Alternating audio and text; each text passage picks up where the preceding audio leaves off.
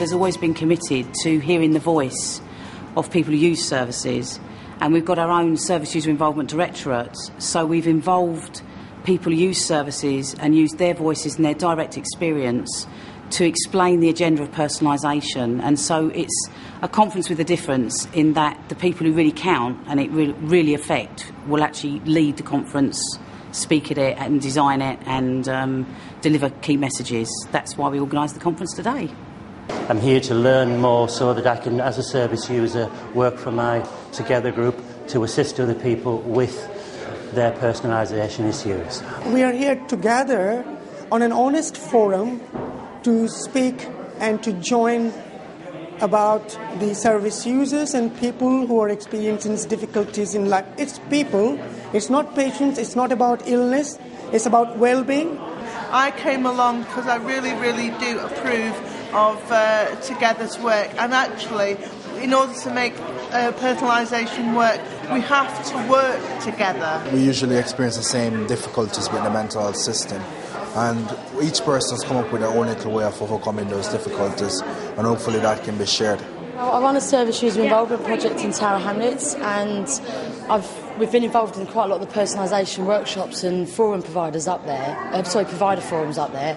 And it'll be really interesting to see how much ownership and power they can give to people that are actually using their services. I'm really excited by it, actually. I think it's going to be really empowering. It's going to be really unsettling, but when we get there, I think it'll be really good for everybody.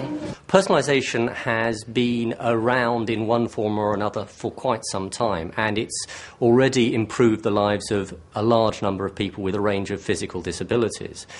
In the mental health field, we've been much slower to take advantage of the opportunities that it offers, and I think one of the blocks has been this fear that statutory authorities have that mad people aren't capable of acting in their own best interests. I know that personalisation is coming in next year basically, and that it will require people making their own selections on the care they would like to have, but it will very much depend upon the local authority they're working with as to what variety of service they will get. When I read about personalisation, it said that some people in the south had been awarded budgets for exactly what I wanted them for, someone with the same diagnosis and in the same kind of circumstances. But in Lancashire, where I live, that wasn't the case. They weren't awarding budgets for mental health needs. Today I'm going to be talking about the importance of measuring the impact of service user involvement.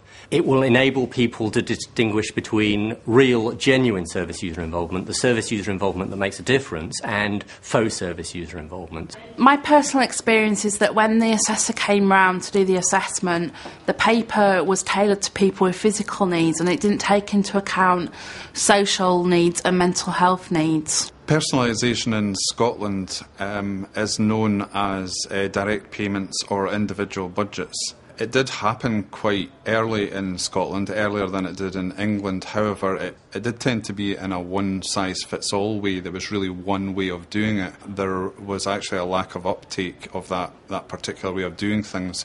In Scotland, there's now a range of options being considered. It's the way that England started off, so they've started off with a range which includes several different funding streams. It's much more flexible, and particularly in terms of what the service user might identify as the supports that they require. Extremely encouraging. We're working on peer support specialism already and have a bank process in place and a unique training programme that's come over from America. So it was interesting to hear the first speaker today, actually. Too often the system is set up to meet the needs of services or to meet the needs of providers rather than to meet the needs of the individual themselves. So it's really important that care assessments that are being made with the full involvement of the individual themselves, so that the potential outcomes from the supports that are purchased are much more likely to be outcomes which the service user wants, rather than some kind of compromise. They should know that it's got to be co-produced, that service users have really got to be engaged in a very meaningful way in determining how the future of services should be developed, that by empowering people to have more choice and control, giving them good information, they know what keeps them well. To have an opportunity to talk about personalization and what we've done in the U.S. is terrific. It's been a 20-year journey to implement some of these ideas. Our next challenge has been co-optation marginalization, where people in policy-setting positions say they agree with us, but their actions are the same. And they'll say, for instance, oh, well, that's important, but we've been doing it all along.